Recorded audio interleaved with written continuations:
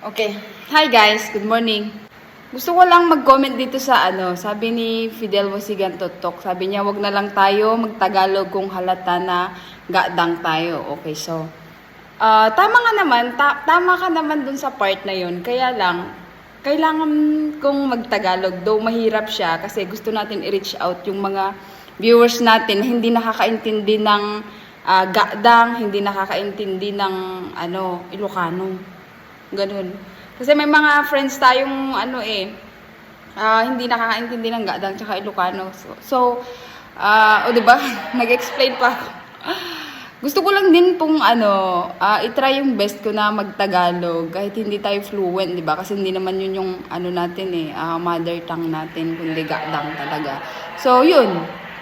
Hindi naman pwedeng mag-gadang tayo ng mag-gadang kasi parang lang yan pag nakipag-usap ka sa tao na hindi niya naintindihan ang gadang tsaka Ilocano, magsasalita ka ng gadang tsaka Ilocano. So, paano ka naman nila maiintindihan, di ba? Kapag nagsalita ka ng ibang lingwahe. So, ayun. Bye!